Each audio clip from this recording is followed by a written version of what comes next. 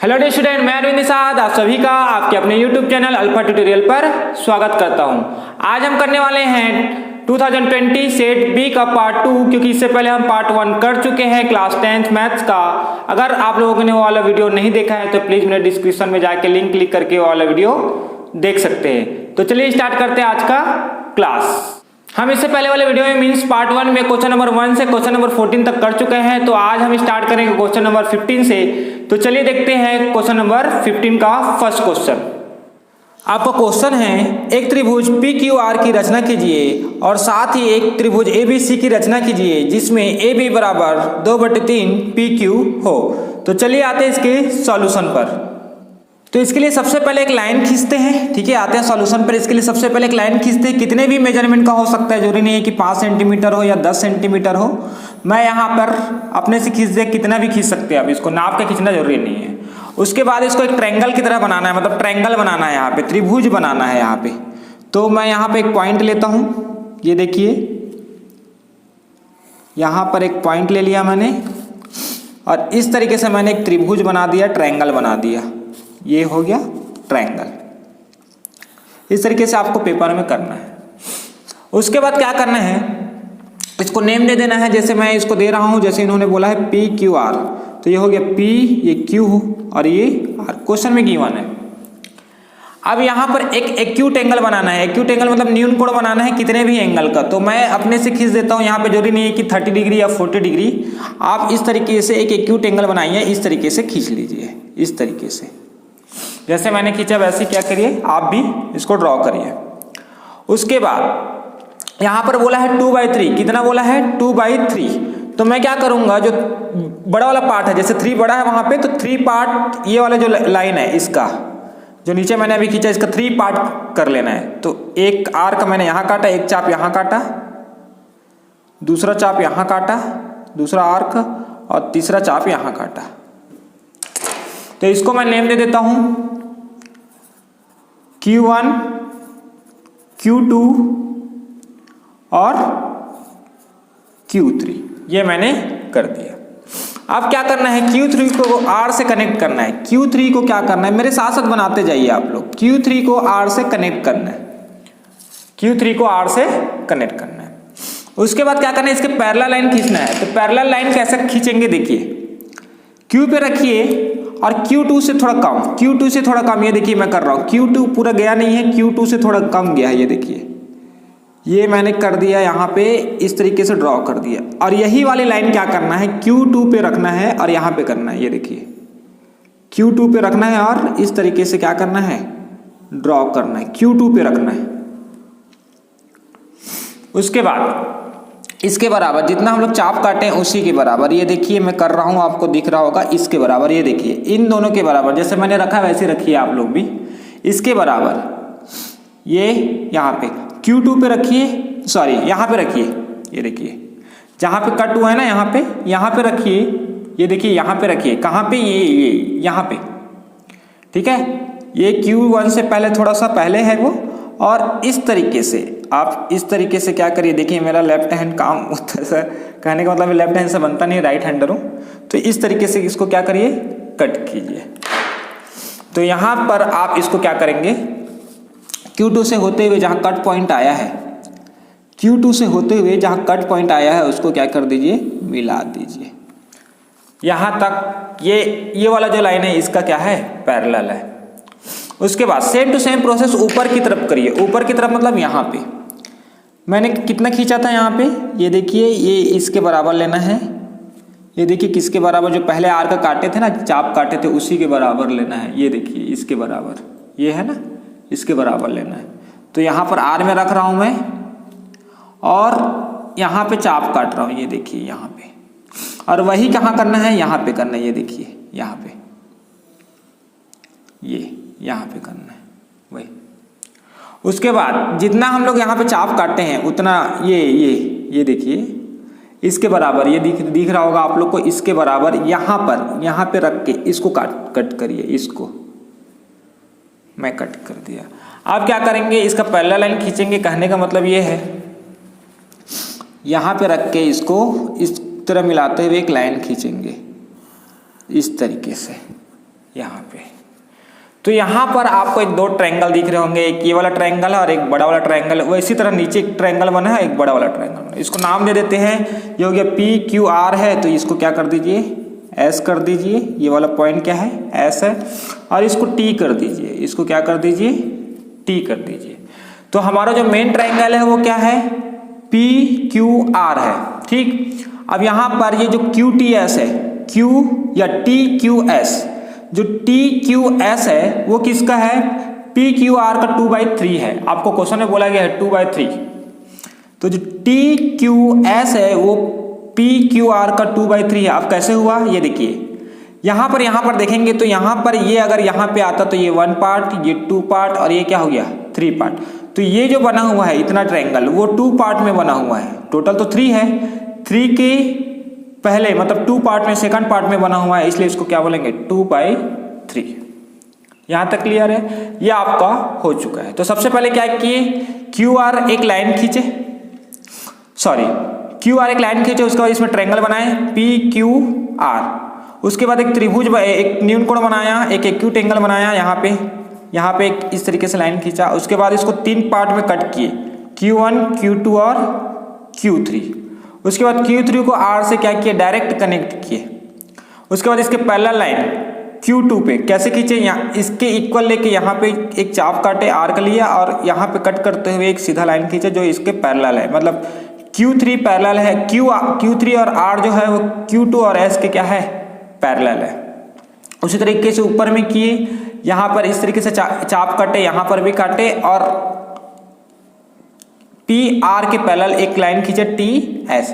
इस तरीके से हमारा जो ट्रायंगल आया है TQS is equal to 2/3 PQR। अब यहाँ पे क्वेश्चन में बोला गया है, आपको क्वेश्चन में एक बार दिखा देता हूँ यहाँ पे, ठीक है। यहाँ पे क्वेश्चन बोला गया है कि यहाँ AB इक्वल टू 2/3 PQ है। तो जो हम एक सिमिलर मतलब सेम टू सेम यहाँ पर एक ट्रायंगल बनाएंगे, यहाँ पे किसके इक्वल होगा वो QTS के इक्वल होगा। तो हम क्या करेंगे QS कितना है उसको मेजर कर लेंगे। QS मैं यहाँ पर मेजर कर लेता हूँ, यहाँ पर ये आ रहा है 4.9, मेरे में आ रहा है 4.9, आपके में कुछ भी आ सकता है, मेरे में आ रहा है 4.9। तो यहाँ पर मैं क्या करूँगा, एक 4.9 का मैं एक लाइन खींच लूँगा। उसके बाद T और S के बराबर, TS के बराबर एक चाप काटना है, TS और T में के बराबर क्या करना है एक चाप काटना है और इस तरीके से रखना है। उसी तरीके से Q और T के बराबर, Q और T के बराबर, ये देखिए यहाँ इस तरीके से क्या करना है एक चाप काटना है। ये देखिए कट पॉइंट आया नहीं है मेरा, तो मैं क्या करूँगा इसका कट पॉइंट ले लूँगा यहाँ, ठीक है। अब इस तरीके से इसको क्या करना है कनेक्ट करना है। देखिए पेपर थोड़ा सा इधर उधर हो रहा है क्योंकि मैंने इसको फिक्स नहीं किया है, ठीक है। तो ये थोड़ा सा नीचे हो गया, ये हो गया इस तरीके से, ये थोड़ा सा नीचे हो गया आपका ट्रायंगल। आप जब बनाएंगे तो एकदम एग्जैक्ट आना चाहिए, ठीक है। एक काम करता हूँ मैं इसको रफ कर देता हूँ। तो ये देखिए थोड़ा सा ये क्या है जो टेबल है वो ठीक है मूव कर रहा है, इसको मैं इस तरीके से क्या कर देता हूँ एक बार, ये कनेक्ट कर दे।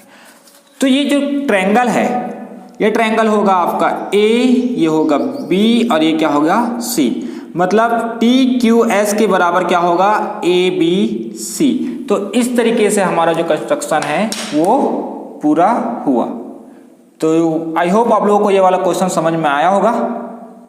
हमने जो अभी स्टेप्स ऑफ कंस्ट्रक्शन किया है उसको मैंने रिटन फॉर्म में यहाँ पे प्रोवाइड किया है। ये हिंदी मीडियम और इंग्लिश मीडियम दोनों के लिए है, तो आप इसको नोट कर लीजिए। हमारा नेक्स्ट क्वेश्चन है त्रिभुज ABC की परिगत वृत्त की रचना कीजिए, मतलब सर्कल बनाना है जिसमें AB इक्वल टू 6 सेंटीमीटर, एंगल A 45 डिग्री और एंगल B 60 डिग्री है, और रचना के पद भी लिखिए, मतलब स्टेप्स ऑफ कंस्ट्रक्शन भी लिखना। तो चलिए आते हैं इसके सॉल्यूशन पर। तो सबसे पहले AB 6 सेंटीमीटर यहाँ पे खींच लेते हैं, ड्रॉ कर लेते हैं। AB कितना है 6 सेंटीमीटर, तो यहाँ पे 6 सेंटीमीटर का मैंने लाइन क्या कर दिया ड्रॉ कर दिया, AB 6 सेंटीमीटर। इसको मैं नेम दे देता हूँ, ये A है और ये क्या है B है। अब उसके बाद एंगल A पे 45 डिग्री बोला है, तो एंगल ए पे हम क्या करेंगे, 45 डिग्री का हम यहाँ पे एंगल बनाएंगे। 45 डिग्री देखिए मैं बना रहा हूँ यहाँ पे, 45 डिग्री आपका यहाँ पे आएगा आपका, इसमें अच्छे से दिया नहीं है ये वाले, इसमें 1 2 3 और ये 45, ये 45 डिग्री का है।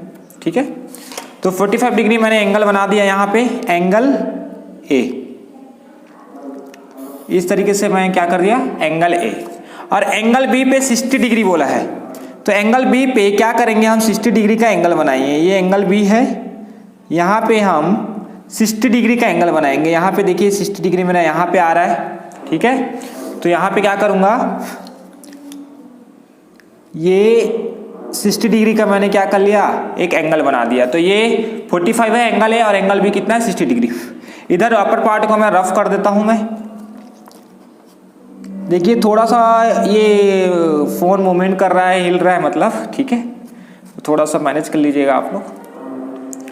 अब उसके बाद क्या करना है, आपको साइड को बाइसेक्ट करना है। तो मैं साइड को बाइसेक्ट कैसे करते हैं, जैसे मैंने ए बी को कर रहा हूं, तो ए बी को पहले कर लेता हूं बाइसेक्ट। ए बी का आधे से ज़्यादा लेंगे, ए बी का आधे से ज़्यादा, देखिए थोड़ा सा मूवमेंट करने ये है। ठीक है, ए बी का आधे से ज़्यादा मैंने लिया और इधर कट किया। ये देखिए मेरा यहाँ पे आ रहा है, इधर आ रहा है, और ये इधर आ रहा है। ए बी का कट कर रहा हूँ मैं। उसके बाद ए में रखूँगा, पहले बी में मैंने रखा, फिर कट किया, फिर ए में रखूँगा। ए में रखूँगा तो इस तरीके से ये कट हो रहा है, और यहाँ पर ये कट हो रहा है। देखिए फिर से बोल रहा हूँ, सबसे पहले क्या किया मैंने, बी में प्रकार की सहायता से, मतलब कंपास की सहायता से एक यहाँ पे एक आर्क काटा। उसके बाद ए पर भी, ए पे रख के इस तरीके से मैंने उसको कट किया, और दोनों को क्या करूँगा, अब मैं इसको कनेक्ट कर दूंगा। ठीक है, तो ये आपका ये हो गया आपका लाइन बाइसेक्ट।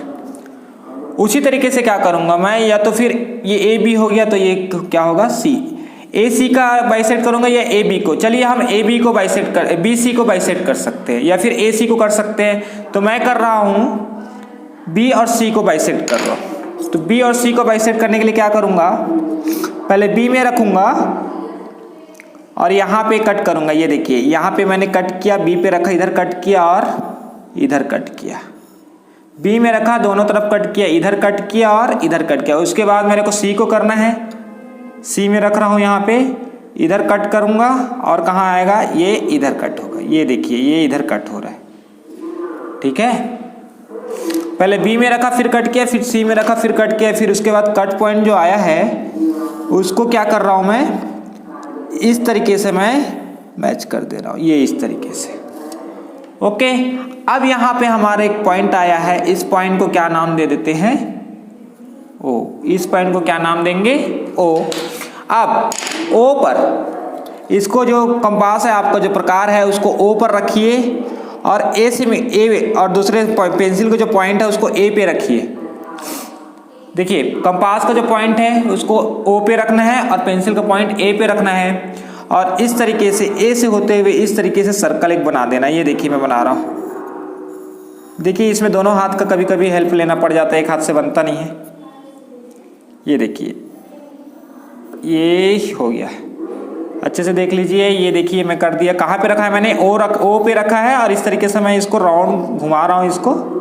ठीक है, ये देखिए इस तरीके से आपका एक ट्रायंगल के बाहर एक सर्कल बन गया है, मतलब त्रिभुज के बाहर एक वृत्त बन गया है, और यही तो हमको बनाना था, परिगत वृत्त।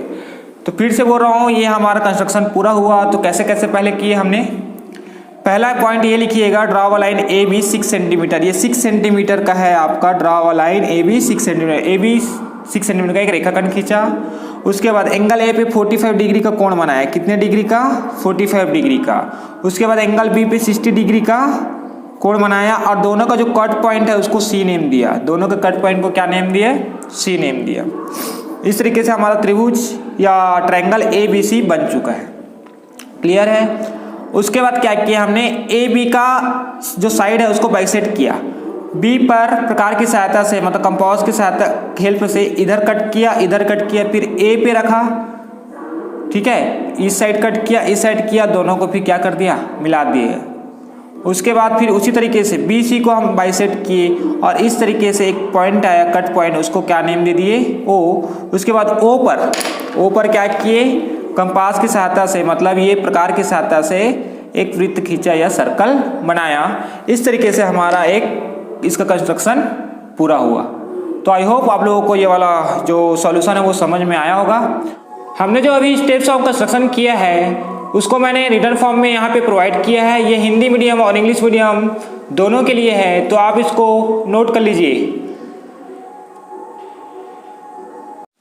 तो आपका नेक्स्ट क्वेश्चन है क्वेश्चन नंबर 16। वसीम ने पंजाब नेशनल बैंक में 200 रुपये प्रति माह की दर से 5 वर्ष के लिए आवर्ती जमा खाता खोला। आवर्ती जमा खाता मतलब रिकरिंग डिपॉजिट। यदि ब्याज की दर 6% वार्षिक हो तो 5 वर्ष पश्चात उसे कितनी धन राशि प्राप्त होगी।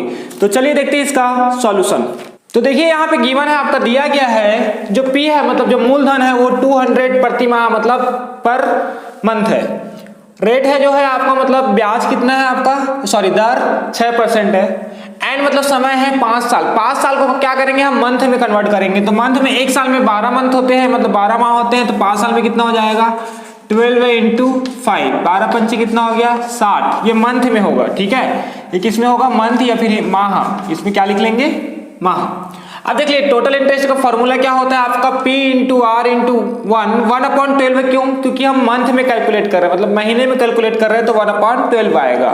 तो P इंटू R इंटू 1/12 यहाँ पे 100 होगा और ये n प्लस 1/2। तो n क्या है यहाँ पे देखिए पूरे की वैल्यू रखिए। यहाँ पे P कितना है आपका 200, ठीक है। R कितना है आपका 6%, ये तो 1 रहेगा। यहाँ पे 100 का 100 हो जाएगा, यहाँ पे 12 हो जाएगा और ये हो जाएगा आपका n की वैल्यू हमारी 60 है। n की वैल्यू 60 है तो 60 n मतलब 60, यहाँ क्या रखेंगे 60। तो 60 प्लस 1 कितना हो जाएगा, यहाँ पर आप 60 प्लस 1 कर सकते हैं अपॉन क्या हो जाएगा 2। डायरेक्ट 61 भी कर सकते हैं, ठीक है। तो ये हो जाएगा आपका यहाँ 0 से 0 कैंसिल, ये सॉरी ये 0 से ये 0, ये 0 से 0, 6 1 जा 6, 6 कम 6 और 6 दूनी कितना हो गया 12। 2 से 2 कैंसिल हो गया। यहाँ पे कुछ बचा क्या, कुछ नहीं बचा, यहाँ पर बचा हुआ है ये देखिए। यहाँ से क्या करेंगे 2 1 जा 2 और यहाँ 2 3 जा 6 मतलब यहाँ पे 30 आएगा, 3 2 3 6। तो ऊपर में कितना बचा 30 और ये बचा है आपका 61। यहाँ पर कितना बचा है 61। तो जब आप इसको कैलकुलेट करेंगे गुणा करेंगे तो ये क्या हो जाएगा, ये तो 0 आएगा ही आएगा। यहाँ पे 3 एकम 3 और 3 6 कितना होगा 18। यहाँ पे कितना आ रहा है आपका 1800 मतलब 1830 1830। ये आपका क्या हो गया टोटल इंटरेस्ट हो गया। अब उसमें ये पूछा गया है कि उसको कितना मतलब 5 साल बाद उसको बैंक से कितना मिला। तो यहाँ पर आपको पूछा गया है so amount received by Wasim after 5 साल बाद वसीम को प्राप्त धन राशि। तो इसको कैसे लिखते हैं देखिए 200 पहले मतलब एक महीने में मतलब 200 मिलता है, एक महीने में 200। तो कितने साल के लिए है 5 साल के लिए। 5 साल में कितना मंथ 60। तो यहाँ पर क्या करेंगे 60 से क्या करेंगे इसको गुणा करेंगे प्लस जो ब्याज मिला है मतलब जो आपको यहाँ पर इंटरेस्ट मिला है 1830 को यहाँ पे क्या करेंगे ऐड करेंगे। तो यहाँ पर कितना हो गया 6 दूनी 12, ये तो 12,000 तो यही हो गया आपका 12,000 तो यही हो गया और ये कितना हुआ 1830। यहाँ पे क्या हो गया 1830। तो टोटल कितना हो गया यहाँ पर हो जाएगा आपका ये हो जाएगा आपका 1, यहाँ पे हो गया 3 और ये 830 मतलब 13। देखिए यहाँ पे अच्छे से नहीं दिख रहा होगा 13830 रुपीज़। ये आपका जो है वसीम को रिसीव्ड अमाउंट है मतलब वसीम को 5 साल बाद 13,830 रुपये मिलेंगे। तो इसको कॉपी कर लीजिए। तो नेक्स्ट क्वेश्चन है आपका क्वेश्चन 16 का और है मतलब अथवा है वित्तीय वर्ष 2013-14 में एक शासकीय कर्मचारी की कुल वार्षिक आय 3,60,000 थी। तो देखिए क्वेश्चन तो बहुत लंबा है तो इसको पढ़ने के बजाय मैं डायरेक्ट सॉल्यूशन पे आता हूँ। तो चलिए देखते हैं इसका सॉल्यूशन।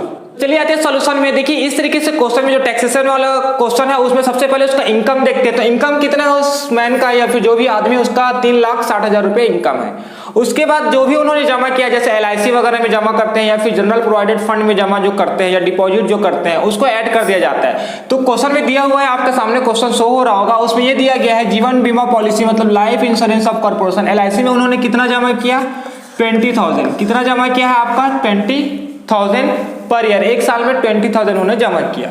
उसके बाद जनरल प्रोवाइडेड फंड, सामान्य भविष्य निधि में उन्होंने 4,000 पर मंथ है, तो साल भर का कितना हो जाएगा, ये एक महीने के लिए, तो साल भर का कितना हो जाएगा 48,000। तो उन्होंने क्या किया, एक LIC में जमा किया और एक GPF, मतलब दोनों को ऐड कर दीजिए यहाँ पे। तो दोनों को जब ऐड करेंगे 48,000 और 20,000 को, तो क्या हो जाएगा यहाँ पे 68,000 उन्होंने क्या कर दिया, डिपॉजिट कर दिया। ये क्यों डिपॉजिट किया जाता है थोड़ा बाद में पता चलेगा। इससे क्या होता है, टैक्स जो गवर्नमेंट टैक्स लेती है, जो इनकम टैक्स, उसमें हम सेव कर सकते हैं, बचत कर सकते हैं। अब यहाँ पर एक चीज दिया हुआ है, आप तो यहाँ पे शो हो रहा होगा, मैक्सिमम टैक्स रिबेट या फिर छूट की अधिकतम सीमा जो है वो 1 लाख रुपए तक है। कहां तक है, 1 लाख रुपए तक है, ठीक है, 1 लाख तक की अधिकतम सीमा है। लेकिन हमारा जो बचत है वो कहां तक है, 68,000। कितना है, 68,000। तो जो इनकम है उसमें से जो भी हमने डिपॉजिट किया उसको क्या कर, सॉरी बचत मैंने बोल दिया था, जमा राशि है 68,000 को हम क्या करेंगे, इससे जो इनकम है उससे क्या करेंगे, माइनस करेंगे। तो टैक्सेबल इनकम जो आ जाएगा वो 3,60,000 में से 3,60,000 में से क्या करेंगे, माइनस करेंगे किसको, 68,000। यहाँ पर मैं कर देता हूँ, ये 68,000 को मैं माइनस करूंगा तो आ कितना जाएगा, देख लीजिए यहाँ पे, ये हो जाएगा आपका 0, ये भी 0, ये भी 0 हो जाएगा, और यहाँ पे कितना हो जाएगा 2, और यहाँ पे कितना हो गया 9, और ये हो जाएगा 2,92,000 आपका क्या है, यहाँ पे आपका टैक्सेबल इनकम या फिर कर योग्य आय है। देखिए अब यहाँ पे आपके स्क्रीन के सामने एक टेबल शो हो रहा है जिसमें ये लिखा गया है कि 2 लाख मतलब 2 लाख तक कोई टैक्स नहीं है। मतलब जो भी हम कमाते हैं या जो भी हमारा इनकम होता है उसके 2 लाख तक कोई टैक्स नहीं है। तो एक बार मैं इसको रिमूव कर रहा हूँ, उसके बाद इसके सॉल्यूशन में आ रहा हूँ। तो 2 लाख तक कोई टैक्स नहीं है, मतलब नील लगेगा, मतलब 0 टैक्स लगेगा। उसके बाद 2 लाख से 5 लाख तक कितना % टैक्स है, 10%। तो यहाँ पे देखते हैं इनकम टैक्स में जो भी हमारा है, जैसे 2,92,000 मतलब 2,92,000 है, तो 2 लाख तक तो कोई टैक्स नहीं है। तो जितना टैक्स नहीं है उसमें इसमें से माइनस कर दो। तो 2,92,000 में क्या करेंगे हम, माइनस करेंगे किसको, 2 लाख को, ठीक है, इसको क्या करेंगे, माइनस करेंगे, ठीक है, 2 लाख को क्या करेंगे, माइनस करेंगे। तो कितना बच गया हमारा बचा कितना,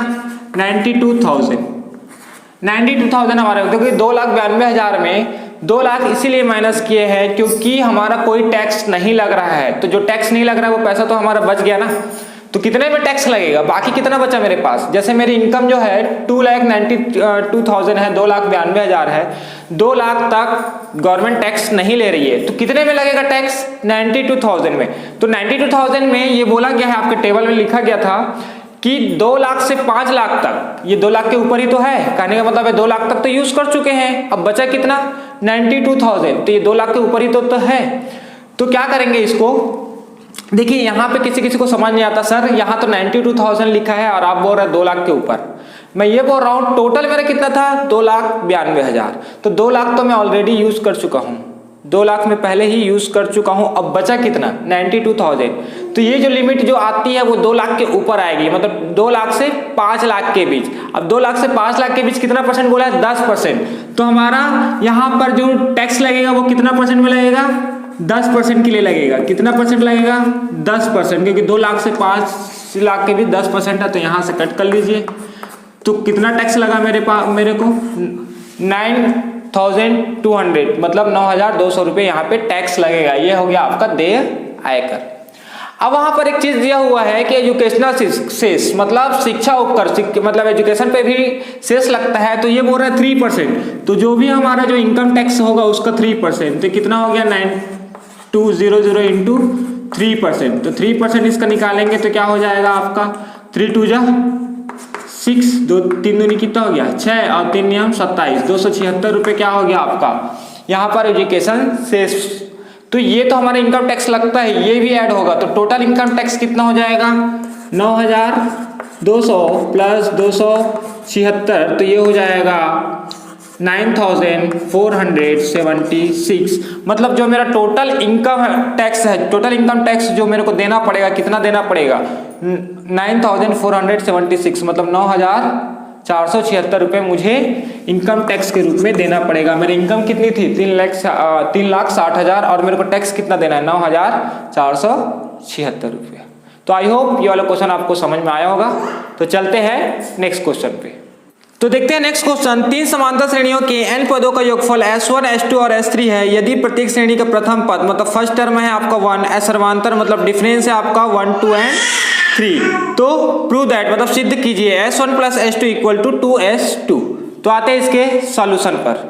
देखिए यहाँ पे बोला गया है जो अरिथमेटिक प्रोग्रेशन है या फिर समांतर श्रेणी है उनका प्रथम पद ए मतलब फर्स्ट टर्म तो हमेशा ए रहेगा, लेकिन जो कॉमन डिफरेंस है वो अलग अलग होगा। मतलब पहली बार में 1 होगा, फिर सेकंड टाइम में 2, फिर थर्ड टाइम में 3। तो यहाँ पर देखिए सम ऑफ n टर्म्स या समांतर श्रेणी की n पदों का योग कितना होता है n/2 2a plus n-1 into D. ये रफ में लिख लेना, मैं डायरेक्ट इसको यहाँ पे पुट कर रहा हूँ, मतलब रख रहा हूँ, इसका मान रख रहा हूँ। तो S1 कितना हो जाएगा, S1 में क्या करना है a इक्वल टू 1 रखना है और d इक्वल टू 1 रखना है। तो यहाँ पर देखिए n/2 तो रहेगा ही, 2 इंटू a है तो a की जगह क्या रखूंगा 1, फिर यहाँ पर प्लस रहेगा, यहाँ पे n-1 और d की जगह भी क्या रखना है 1। तो यहाँ पे मैंने क्या कर दिया 1 पुट कर दिया। तो यहाँ पे कितना हो जाएगा, ये हो जाएगा n/2 2 1 जा 2 मतलब 2 एकम 2 प्लस यहाँ पे 1 से जब n-1 को इंटू करोगे तो सेम ही आएगा। तो ये हो जाएगा आपका n-1।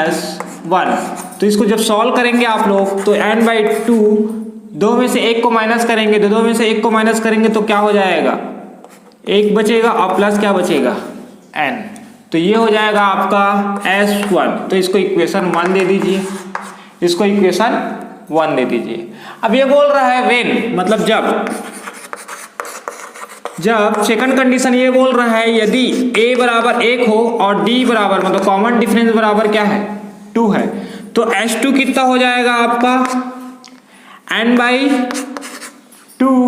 उसके बाद क्या होगा आपका a की जगह क्या रखेंगे आप 1 रखेंगे, यहाँ पे n-1 और d की जगह क्या रखेंगे 2, d की जगह क्या रखेंगे 2। तो यहाँ पर हो जाएगा आपका n/2, इसको 2 1 जा 2, इसको 2 से इंटू करिए तो कितना होगा 2n, कितना होगा 2n, यहाँ पर क्या हो गया -2। तो ये +2 और -2 क्या हो जाएगा कैंसल। तो ये आपका आंसर आ जाएगा, यहाँ पे आंसर न तो नहीं बोलेंगे, इसका जो सॉल्यूशन है वो आ जाएगा 2n × 2। तो ये हो जाएगा आपका क्या हो गया S2। अब इसको ऐसे ही रहने दीजिए। अब नेक्स्ट है आपका थर्ड कंडीशन है। थर्ड कंडीशन क्या व्हेन या फिर जब a इक्वल टू क्या रखना है 1 रखना है और d इक्वल टू क्या रखना है 3 पुट करना है, d इक्वल टू क्या पुट करना है 3 पुट करना है। तो रखिए S3 कितना हो जाएगा n/2 तो n/2 ही रहेगा, 2a 2 × 1 फिर यहाँ पर क्या होगा प्लस n-1 और यहाँ पे d रखना है तो d कितना हो जाएगा आपका 3। तो यहाँ पर इसको सॉल्व कर सकते हैं आप, ये हो जाएगा n/2, ये हो जाएगा 2 प्लस यहाँ से 3 से मल्टीप्लाई करेंगे तो 3n - 3 से क्या करेंगे गुणा करेंगे यहाँ पे। तो कितना हो जाएगा यहाँ पे देखिए 2 बड़ा है कि 3 बड़ा है, यहाँ पे आप देख रहे हैं कि 3 बड़ा है। तो यहाँ पर जो आंसर आएगा n/2 और 3n तो रहेगा ही, लेकिन 3 में से 2 हो गया कितना हो गया -1। ये आपका थर्ड इक्वेशन। तो ये हो जाएगा आपका सेकंड इक्वेशन और ये क्या हो जाएगा आपका थर्ड इक्वेशन। तो अब देखते हैं इसका लेफ्ट हैंड साइड और राइट हैंड साइड। तो देखिए यहाँ पे प्रूव करना है लेफ्ट हैंड साइड में S1 plus S3 equal to 2S2। तो S1 प्लस S3 को ऐड कर दीजिए। तो S1 कितना है S1 ये है n/2 और यहाँ होगा n+n या 1+n और यहाँ पर देखिए प्लस S3 को प्लस करना है, S3 ये है तो ये हो जाएगा n/2 और ये हो जाएगा 3n-1। जब इसको सॉल्व करेंगे तो ये देखिए n/2 और ये n/2 दोनों में है तो दोनों में कॉमन निकल जाएगा। क्या निकल जाएगा कॉमन निकल जाएगा। तो जब ये n/2 यहाँ से निकला तो बचा क्या 1+n। देखिए यहाँ से n/2 निकाल दीजिए बाहर, कॉमन निकाल दीजिए उभयनिष्ठ, तो 1+n बचेगा प्लस का प्लस यहाँ पे ये भी तो कॉमन निकल चुका है तो बचा क्या 3n-1। तो यहाँ पर आप सॉल्व करेंगे तो ये हो जाएगा n/2 और ये +1 हो गया और ये क्या हो गया -1। यहाँ पे कितना हो जाएगा आपका 3 और 1 4, तो मतलब यहाँ पे क्या कितना हो गया 4n। अब यहाँ पर देखिए यहाँ पर n/2 2n है और यहाँ पर क्या है n बाई 2 4n है। लेफ्ट हैंड साइड कितना आया, इसको सॉल्व कर सकते हैं और ये हो जाएगा 2 से 2 कर जाएगा, 2 1 जा 2 2 2 जा, तो कितना बचा ये n और n 2n स्क्वायर। यहाँ पर क्या बचा है लेफ्ट हैंड साइड, ये लेफ्ट हैंड साइड आ चुका है हमारा।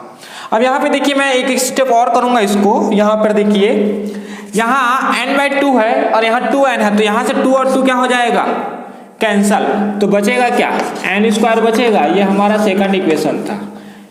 2 और 2 कैंसिल हो जाएगा तो n इंटू एन, यहाँ देखिए अच्छे से नहीं दिख रहा है, ये n है, ये भी क्या है n है, तो n इंटू एन कितना हो गया n स्क्वायर। और हमको ये प्रूव करना है जो लेफ्ट हैंड साइड है s1 plus s2 equal to 2s2। तो राइट हैंड साइड क्या है हमारा, राइट हैंड साइड देख लेते हैं, हमको 2s2 प्रूव करना है। तो 2 के जगह 2 पुट करिए, 2 के जगह 2 और s2 कितना है, s2 है हमारा n स्क्वायर, s2 है हमारा n स्क्वायर। तो ये देखिए left hand side 2n square आया है और राइट हैंड साइड भी क्या आया है 2n स्क्वायर आया है। s1 प्लस s3 करिए और यहाँ पे 2s2, क्यों s1 प्लस s3 कितना आया है 2n square. s1 plus s3 का जो आंसर आया था वो कितना आया था 2n स्क्वायर और 2s2 का जो आंसर आया है वो कितना आया 2n स्क्वायर। तो यहाँ पर क्या हो जाएगा left hand side equal to right hand side. तो ये ज़्यादा सॉल्यूशन सही है, ये अच्छा लग रहा है, ठीक है। तो आई होप ये वाला क्वेश्चन समझ में आया होगा। तो चलते हैं नेक्स्ट क्वेश्चन पर। तो नेक्स्ट क्वेश्चन है आपका 5 वर्ष पूर्व मेरी आयु में मेरे पुत्र की आयु की तिगुनी थी और 10 वर्ष पश्चात मेरी आयु मेरे पुत्र की आयु की दुगुनी हो जाएगी। मेरी व मेरे पुत्र की वर्तमान आयु ज्ञात कीजिए। तो चलिए आते हैं इसके सॉल्यूशन पर। तो आते हैं इसके सॉल्यूशन पर। देखिए यहाँ पर ये लेट बाय प्रेजेंट एज, मतलब मेरी आयु को क्या मान लेंगे x। तो यहाँ पर लिख सकते हैं माना मेरी आयु कितनी है x, मेरे पुत्र की आयु कितनी हो जाएगी y, तो इसकी भी आयु कितनी हो जाएगी y। 5 years ago my age, मतलब 5 साल पहले बोल रहा है, तो 5 साल पहले में क्या करते हैं माइनस करते हैं। 5 साल पहले तो 5 को माइनस करेंगे, तो यहाँ पर भी क्या हो गया x माइनस 5। तो इसकी कितनी हो जाएगी y थी, पुत्र की कितनी थी माई सन प्रेजेंट एज, पुत्र की कितनी थी y थी। तो y से 5 को क्या करेंगे माइनस करेंगे, तो यहाँ पर भी क्या हो जाएगा y माइनस 5। यहाँ तक तो क्लियर होगा मेरे ख्याल से। अकॉर्डिंग टू क्वेश्चन ये बोल रहा है जो मेरी एज है, मतलब उसके पापा की जो एज है, मेरी एज मेरे पुत्र की आयु की 3 गुनी है, 3 टाइम्स ऑफ माई सन। तो जो मेरी एज है मतलब मेरी एज कितनी है 5 years एगो x माइनस 5। देखिए ये दोनों के लिए सॉल्यूशन मैं यहाँ पे कर रहा हूँ, बार बार सॉल्यूशन करने की जरूरत नहीं है। तो जो मेरी एज है 5 वर्ष पहले जो मेरी एज है मेरे पुत्र की कितनी है 3 गुनी है, मतलब 3 टाइम्स है माई सन एज। फिर से बोल रहा हूँ जो मेरी एज है मेरे पुत्र की आयु की कितनी है 3 गुनी है, मतलब 3 से क्या करेंगे मल्टीप्लाई करेंगे, 3 टाइम्स है। तो यहाँ पर सॉल्व कर लीजिए x माइनस 5 हो जाएगा इक्वल टू ये हो जाएगा 3y माइनस क्या हो जाएगा आपका 3 5 15, 3 पंचे कितना हो जाएगा 15। इसको सॉल्व कर सकते हैं तो ये हो जाएगा x माइनस y इधर आ जाएगा लेफ्ट साइड, x है ये 3 इधर आ जाएगा तो 3y, ये माइनस 15 है और ये उधर जाएगा तो कितना हो जाएगा प्लस 5। फिर से बोल रहा हूँ देखिए यहाँ ट्रांसफर हुआ है, x यहीं पर है y लेफ्ट साइड आया, इक्वल तो इक्वल ही है, माइनस 15 वहीं का वहीं है, माइनस 5 को उधर ले गया तो कितना बच गया यहाँ पे minus x minus 3y equal to कितना हो गया माइनस 10। This is equation 1। तो यहाँ पर जो हिंदी मीडियम वाले हैं यहाँ पर यही वाला सॉल्यूशन लिखेंगे यहाँ से, ठीक है, यहाँ से यही सॉल्यूशन लिखेंगे। तो इसको कॉपी कर लीजिए, मुझे नेक्स्ट से इसके आगे का पार्ट बताना है, मैं इसको रफ करूंगा। नेक्स्ट में आगे ये बोल रहा है कि after 10 years my age, after 10 years मेरे एज पहले कितना था x था, तो आफ्टर 10 years मतलब 10 साल बाद कितना हो जाएगा x प्लस 10 और मेरे पुत्र का कितना हो जाएगा मतलब माई सन एज y प्लस 10। तो यहाँ पर भी लिख लीजिए ये हो गया x प्लस 10 और यहाँ पर क्या हो गया y प्लस 10, ये y है ना। अब देखिए अकॉर्डिंग टू द क्वेश्चन मतलब प्रश्नानुसार यहाँ पे ये करना है आपको, जो मेरी एज है मेरे पुत्र की आयु की डबल हो जाएगी, मतलब मेरा एज कितना है x प्लस 10, मेरा एज कितना है अभी x प्लस 10, तो डबल किसका मेरे सन के एज का, मतलब मेरे पुत्र के एज का कितना है डबल। तो देखिए यहाँ पर हिंदी मीडियम वाले इसी को क्या करेंगे सॉल्व करेंगे।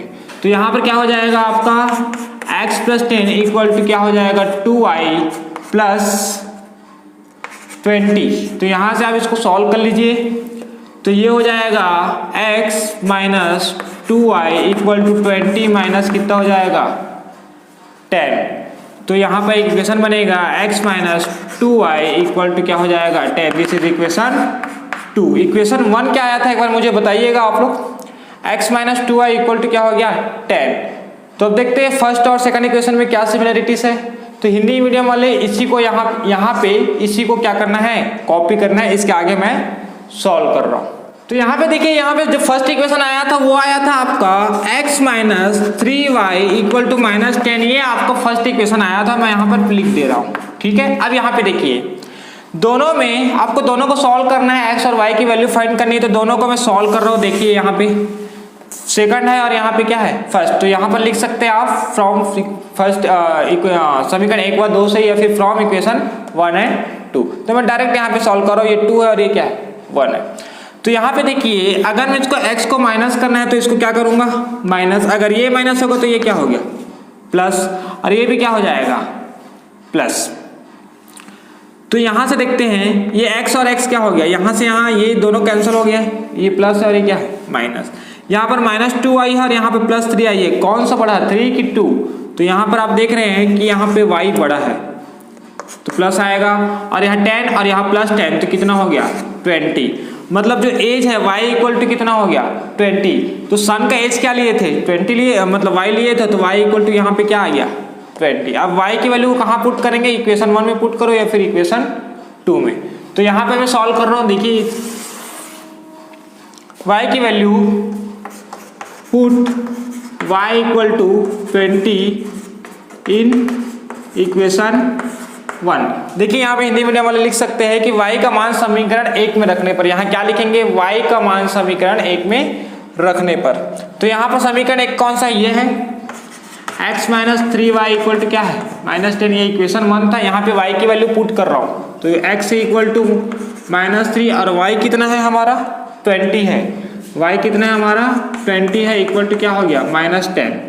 तो x माइनस ये कितना हो गया 60 इक्वल टू माइनस 10, और x इक्वल टू हो जाएगा माइनस 10 और 60 उधर ट्रांसफर होगा तो क्या हो गया प्लस 60।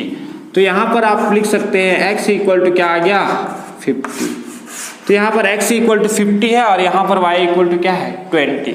तो यहाँ पे देखिए, यहाँ पे x इक्वल टू कितना आया है 50 आया है, और y इक्वल टू क्या है 20। तो आंसर क्या आएगा माई प्रेजेंट एज, मतलब मेरी वर्तमान आयु कितनी हो जाएगी 50, और प्रेजेंट एज ऑफ माई सन, मेरे पुत्र की वर्तमान आयु कितनी हो जाएगी आपकी 20। This is your answer. ये ईयर्स आएगा, मतलब 50 वर्ष आएगा ना, ईयर कर ले यहाँ पे ईयर्स, और ये क्या हो जाएगा ईयर्स, ठीक है। This is your answer. चलते हैं नेक्स्ट क्वेश्चन पे। नेक्स्ट क्वेश्चन आपके स्क्रीन पे शो हो रहा होगा, जो कि है प्रूव करना है, मतलब सिद्ध करना है cos theta upon sec 90 minus theta plus 1 plus sin 90 minus theta upon cosec theta minus 1 equal to 2 cot 90 minus theta. ये प्रूव करना है। तो चलिए आते हैं इसके सॉल्यूशन पर। तो देखते हैं इसका सॉल्यूशन। यहाँ पर देखिए लेफ्ट हैंड साइड, पहले क्या करेंगे, सबसे पहले टेकिंग लेफ्ट हैंड साइड, या लेफ्ट हैंड साइड लेने पर cos theta upon sec 90 minus theta plus 1 है, plus sin 90 minus theta upon cosec theta minus 1 है। तो यहाँ पर सबसे पहले ये जो sec 90 माइनस थीटा और sin 90 माइनस थीटा इसको चेंज कर लेंगे। तो यहाँ पर मैं फॉर्मूला लिख रहा हूँ, रफ में लिख रहा हूँ यहाँ पे, या तो फिर आप साइड में लिख लीजिएगा। sin 90 minus theta, sin 90 minus theta क्या होता है cos theta, sin 90 minus theta क्या है cos थीटा, और एक और है sec 90 minus theta. sec 90 minus theta क्या होता है, तो sec 90 माइनस थीटा क्या हो जाएगा आपको cosec थीटा, ये हो जाएगा आपका cosec थीटा। तो यहाँ पर ये दोनों फॉर्मूले ऑलरेडी मैं बता चुका हूँ, मैंने ट्रिग्नोमेट्री वाले जो वीडियो बनाया था मैंने, ठीक है। तो अगर आप लोगों को ट्रिग्नोमेट्री का जो वीडियो चाहिए या फिर कंप्लीट सॉल्यूशन चाहिए तो प्लीज डिस्क्रिप्शन में जाके लिंक क्लिक करके उसे देख लीजिएगा। तो चलिए देखते हैं यहाँ पे cos थीटा, इसको क्या लिख सकते हैं sin 90 माइनस थीटा को cos थीटा। तो देखिए यहाँ पे कर रहा हूँ cos थीटा अपॉन क्या हो जाएगा sec 90 माइनस थीटा। तो ये क्या होता है cosec थीटा प्लस 1, यहाँ पर क्या हो जाएगा प्लस sin 90 माइनस थीटा। देखिए लेफ्ट हैंड साइड के इक्वल चल रहा है ना, तो यहाँ पे साइड में इक्वल कर लीजिएगा। मेरे पास जगह नहीं है तो मैं यहाँ पे लिख दे रहा हूँ क्योंकि मैंने लिखना भूल गया। ये इक्वल लेफ्ट हैंड साइड के इक्वल चल रहा है। ये sin 90 माइनस थीटा क्या हो जाएगा cos थीटा, और यहाँ पर क्या हो जाएगा कॉसेक थीटा माइनस 1, यह आपका आ चुका है। अब यहाँ पर देखिए इसे भी कॉस थीटा है, इससे भी कॉस थीटा, दोनों में से मैं कॉमन ले लूँ तो यहाँ पर देखिए मैं उभयनिष्ठ ले रहा हूँ, कॉमन ले रहा हूँ कॉस थीटा, तो बचेगा क्या 1 अपॉन कॉसेक थीटा प्लस 1 और प्लस यहाँ पर क्या बचेगा 1 अपॉन कॉसेक थीटा माइनस 1, ये आपका इसमें बचेगा क्योंकि कॉस थीटा मैंने कॉमन ले लिया। अब यहाँ पर देखिए ये यहाँ पे एलसीएम लेंगे, यहाँ पे आ जाएगा 1 से इंटू होगा क्या कॉसेक थीटा माइनस 1, तो यहाँ पर लिख रहा हूँ मैं, ये तो हो जाएगा कॉस थीटा, ये हो जाएगा कॉस थीटा, और यहाँ पर होगा आपका ये इधर इंटू होगा तो हो जाएगा कॉसेक थीटा माइनस 1, ये इंटू 1 से होगा, प्लस है यहाँ पर क्या है प्लस है, ये उधर इंटू होगा तो क्या होगा कॉसेक थीटा प्लस 1, ये क्या हो गया कॉसेक थीटा प्लस 1 अपॉन क्या हो गया कॉसेक थीटा प्लस 1 और कॉसेक थीटा माइनस 1, ए प्लस बी और ए माइनस बी। देखिए यहाँ पर फिर से फॉर्मूला लिख रहा हूँ, एक ए प्लस बी, एक प्लस है और दूसरा क्या है माइनस है, तो क्या होता है फार्मूला ए स्क्वायर माइनस बी स्क्वायर। देखिए ये जो फार्मूले आप साइड में लिखा कीजिए, जिससे आपको क्या है याद करने में भी परेशानी नहीं होगी, मतलब आप भूलेंगे नहीं एग्जाम में, ठीक है। याद तो ऐसा नहीं करना है, आपको भूलने नहीं देगा ये, ठीक है। Cosec theta minus 1 plus cosec theta plus 1 और नीचे क्या हो जाएगा ए प्लस बी और ए माइनस बी है तो कॉसेक स्क्वायर थीटा माइनस 1, यहाँ पर क्या हो गया कॉसेक स्क्वायर थीटा माइनस 1, तो इसको क्या लिख सकते हैं कॉस थीटा, और यहाँ पर देखिए माइनस 1 है और ये प्लस 1 है तो कॉसेक थीटा और ये कॉसेक थीटा, तो इसको क्या लिख सकते हैं, देखिए यहाँ पे इंटू है या कुछ नहीं है तो यहाँ पर क्या लिख सकता हूँ 2 कॉसेक थीटा और कॉसेक स्क्वायर थीटा माइनस 1, यहाँ पर एक फिर से फॉर्मूला लगा है cosec square theta minus 1 equal to होता है cot square theta. Cosec square theta minus 1 क्या होता है कॉट, तो इसके जगह मैं क्या रख सकता हूँ कॉट स्क्वायर थीटा, ठीक है। तो इसके आगे का सॉल्यूशन के लिए मुझे इधर रफ करना पड़ेगा, तो आप इसको कॉपी कर लीजिए, मैं इधर रफ करने वाला हूँ। अब यहाँ पे देखिए कॉस थीटा है यहाँ पे, तो मैं यहाँ पर वही सेम टू सेम लिख देता हूँ कॉस थीटा, और 2 है तो यहाँ पर क्या लिख सकता हूँ इंटू में कर देता हूँ क्योंकि इंटू में है 2 है। कॉसेक थीटा को क्या लिख सकता हूँ, कॉसेक थीटा को लिख सकता हूँ मैं 1 upon sine theta. Cosec theta को क्या लिख सकता हूँ, कॉसेक थीटा को मैं लिख सकता हूँ 1 अपॉन साइन थीटा।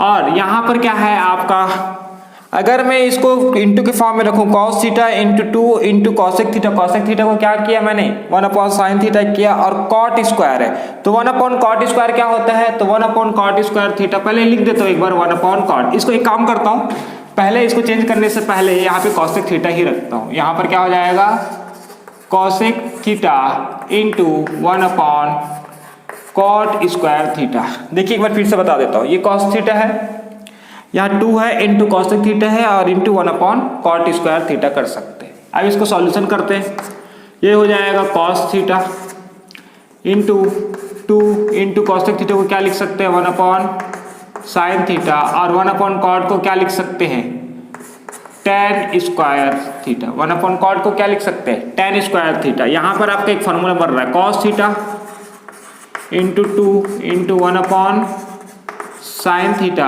और इंटू यहाँ पर tan को क्या लिख सकते हैं, tan को लिख सकते हैं साइन अपॉन कॉस, तो साइन स्क्वायर थीटा अपॉन क्या हो जाएगा कॉस स्क्वायर थीटा। देखिए tan जो होता है वो साइन अपॉन कॉस होता है, तो tan स्क्वायर tan को क्या लिख सकते हैं sine square theta upon cos square, क्योंकि स्क्वायर में ये देखिए यहाँ पर एक कॉस है, यहाँ से एक कॉस कैंसिल हो जाएगा, ऊपर नीचे है, ये साइन है तो यहाँ से एक साइन कैंसिल हो जाएगा, तो बचा क्या 2 तो बचा ही है, यहाँ साइन बचा, एक साइन बचा हुआ है, देखिए एक ही साइन कैंसिल हुआ, एक साइन कैंसिल नहीं हुआ है, तो यहाँ ऊपर साइन थीटा और यहाँ पे कॉस थीटा बचा हुआ है, तो नीचे क्या आ जाएगा कॉस थीटा। तो इसको मैं क्या लिख सकता हूँ 2 tan थीटा, इसको क्या लिख सकता हूँ मैं 2 tan थीटा। देखिए यहाँ पे फिर से बोल रहा हूँ ये साइन स्क्वायर है, तो साइन स्क्वायर है तो एक ही साइन कैंसिल होगा, और यहाँ कॉस स्क्वायर है तो एक ही कॉस कैंसिल होगा, तो 2 sin थीटा अपॉन कॉस, तो 2 tan थीटा। tan को क्या लिख सकते हैं हम लोग 2 cot 90 minus theta, 2 cot tan theta मतलब cot 90 माइनस थीटा, या फिर इसका ऑपोजिट cot 90 माइनस थीटा क्या होगा tan। ये इसलिए किए क्योंकि यहाँ पर हमको क्या प्रूव करना था 2 cot 90 माइनस थीटा। तो ये आपका क्या हो चुका है हेंस प्रूव्ड, ये क्या हो चुका है सिद्ध हो चुका है आपका, ठीक है। आपका नेक्स्ट क्वेश्चन है, तेज हवा से टूटे हुए एक पेड़ का सिरा झुककर पेड़ के पात से 6 मीटर की दूरी पर जमीन को छूता है। यह हिस्सा जमीन से 60 डिग्री का एंगल बनाता है, तो पूरे पेड़ की ऊंचाई ज्ञात कीजिए। तो चलिए आते हैं इसके सॉल्यूशन पर। तो देखते हैं इसका सॉल्यूशन। देखिए यहाँ पर बोला है कि एक पेड़ है, सपोज एक पेड़ बना लेते हैं, या फिर सपोज ये पेड़ है एक, ठीक है, एक प्लांट है, पेड़ है। अब ये टूट गया है मतलब इसका यहाँ से ये ब्रेक हो गया है, तो इस ये जब ब्रेक हुआ तो ये इधर गिरेगा। ये जो पेड़ है वो टूट के कहाँ चुक गया है, इस तरीके से। तो ये एक तरीके से एंगल बना यहाँ पे। ये पेड़ है, ये टूट चुका है, तो यहाँ से टूटेगा तो गिरेगा कहाँ पे, इस साइड। तो मैं इसको इस तरीके से कर देता हूँ। ये पेड़ है, ये टूट के क्या हो चुका है, गिर चुका है, ठीक है। तो जो टोटल लेंथ है ये तो रहेगा ही। यहाँ से इसको नेम दे देते हैं, इसको दे देते हैं ए, इसको दे देते हैं बी, और इसको क्या कर देते हैं सी। यहाँ पर एक पूरा पेड़ था, ये टूट के कहाँ गिरा है, इधर। तो पेड़ का टोटल लेंथ कितना होगा, पेड़ का जो टोटल लेंथ होगा, तो टोटल लंबाई जो होगी ए बी तो होगी ही, और यहाँ पे जो टूटा वाला हिस्सा है, टूटा वाला हिस्सा कौन सा है, ए सी। ए बी और ए सी टोटल लेंथ होगी पेड़ की। तो चलिए आते हैं इसके सॉल्यूशन पे। तो यहाँ पर देखिए ट्रायंगल या त्रिभुज in triangle A B C या त्रिभुज ए बी सी में tan लगाइए। tan थीटा इक्वल टू क्या होता है, tan मतलब क्या होता है, परपेंडिकुलर अपॉन बेस या फिर लंब बटे आधार। तो परपेंडिकुलर अपॉन परपेंडिकुलर क्या है आपका, या लंब क्या है, ये देखिए परपेंडिकुलर अपॉन बेस, या फिर यहाँ पे लिख सकते हैं लंब बटे क्या लेंगे, क्या लिखना होता है, आधार। तो tan कितना डिग्री बोला है उन्होंने, 60 डिग्री बोला है। ये कितना डिग्री है, 60 डिग्री है। और ये बोला है कि पेड़ जो टूटकर 6 मीटर दूर चले जाता है, 6 मीटर। तो यहाँ से यहाँ तक का डिस्टेंस कितना है, 6 मीटर। यहाँ से यहाँ तक का डिस्टेंस कितना है, 6 मीटर। तो ये देखिए ये तो हो जाएगा tan 60, यहाँ पर कितना हो जाएगा tan 60 इक्वल टू परपेंडिकुलर क्या है, इसके सामने वाला जो होता है वो परपेंडिकुलर मतलब लंब होता है। तो लंब क्या है, AB, और आधार क्या है, BC। आधार क्या है, BC। तो tan 60 की वैल्यू होती है आपकी √3 इक्वल टू AB कितना है पता नहीं मुझे, लेकिन BC कितना है, BC है आपका 6 सेंटीमीटर, सॉरी 6 मीटर। BC कितना है आपका 6 मीटर। तो AB इक्वल टू क्या हो गया, AB इक्वल टू हो गया 6√3। देखिए क्रॉस मल्टीप्लाई हो जाएगा, 3 गुना 6 इधर आ जाएगा, तो 6√3 ये AB की वैल्यू हुई है। और आपको पूछा गया है टोटल लेंथ, पेड़ की कुल लंबाई। तो पेड़ तो यहाँ तक आधा है, पूरा कहाँ है, ये टूट के इधर गिरा हुआ है, तो ये भी लंबाई भी तो पेड़ की ही है। तो हमको AC भी निकालना है। कौन सा निकालना है, AC यहाँ पे क्या है, कर्ण है। कर्ण मतलब क्या बोलेंगे, हाइपोटेनियस। तो इसको निकालने के लिए क्या यूज करेंगे, तो यहाँ पर देखिए ये बेस है और ये क्या है आपका हाइपोटेनियस है। तो यहाँ से आप निकाल सकते हैं, sin 60 लगा लीजिए। sin थीटा इक्वल टू क्या होता है, परपेंडिकुलर अपॉन क्या होता है, हाइपोटेनियस, मतलब लंब बटे क्या होता है, कर्ण। लंब बटे क्या होता है, कर्ण। तो sin थीटा परपेंडिकुलर मतलब लंब क्या है, AB है। लंब क्या है, AB है। और हाइपोटेनियस मतलब कर्ण कौन सा है, AC है। AC ही तो निकालना है। और sin थीटा, sin कितना है, 60 है। sin कितना है, sin 60। तो sin 60 की वैल्यू कितनी होती है, √3/2।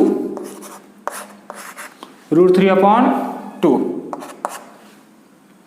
और AB की वैल्यू कितनी है, AB की वैल्यू है 6√3। AB की वैल्यू कितनी है, 6√3। और AC की वैल्यू हमको फाइंड करनी है यहाँ पे। तो इसको क्रॉस मल्टीप्लाई करिए। यहाँ से देखिए ये √3 है और ये भी √3 है, तो क्या हो जाएगा, कैंसिल हो जाएगा। अब देखिए कुछ लोगों को ये प्रॉब्लम होता है कि सर ये कैंसिल कैसे होता है। जो ये वाला √3 इसके नीचे आ जाएगा और AC इधर आ जाएगा। या फिर आपको एक्सप्लेन करना है तो मैं कर देता हूँ और इसको थोड़ा सा, ये हुआ कैसे, ठीक है। AC आप इधर करिए क्रॉस मल्टीप्लाई और √3 को उधर ले जाइए, तो √3 क्या हो जाएगा, कैंसल। तो √3 यहाँ से √3 कैंसल। तो बचा क्या, AC इधर मल्टीप्लाई करो, गुणा करो, तो कितना हो गया, AC ये इधर आ गया और ये उधर जाएगा। तो 2 और 6 है, तो यहाँ पर 2 इंटू कितना हो गया, 6। तो AC इक्वल टू कितना हो गया, 12। तो ये हो गया AC और ये क्या हो गया है आपका AB। टोटल लेंथ कितना है, पेड़ की कुल लंबाई AB है और कितना है AC। तो टोटल लेंथ या कुल लंबाई, टोटल लेंथ ऑफ प्लांट या पेड़ की कुल लंबाई, तो कितना हो जाएगा AB प्लस AC। तो मेरे पास इधर जगह नहीं है, मैं नीचे बना रहा हूँ। AB कितना है, चलिए यही बना लेते हैं। AB कितना है, ए भी 6√3 है, ए भी कितना है 6√3 है, और ए सी कितना है 12 है। तो यहाँ पर देखेंगे आप इन दोनों में ये 6 है, यहाँ पर 12 है, तो 6 कॉमन है, 6 क्या है कॉमन है, तो यहाँ पर हो जाएगा आपका ये √3, क्योंकि कॉमन निकालेंगे तो 6 तो निकल जाएगा, उभयनिष्ठ निकालेंगे तो 6 तो निकल जाएगा, तो बचेगा क्या √3, यहाँ से 6 निकालेंगे तो बचेगा क्या 2। तो टोटल लेंथ कितना हो गया आपका AB प्लस AC, यहाँ पर लिख सकते हैं AB प्लस AC, तो इसको टोटल लेंथ या पेड़ की कुल लंबाई कितनी आ जाएगी 6√3 plus 2। This is your answer. So I hope आप लोग को आज का क्लास समझ में आया होगा। अगर आप लोग को आज का क्लास समझ में आया है तो प्लीज़ मेरे चैनल को सब्सक्राइब कीजिए, लाइक कीजिए, कमेंट कीजिए और उन लोगों को ज़्यादा से ज़्यादा शेयर कीजिए जिनको इनकी ज़रूरत है। Okay, thank you.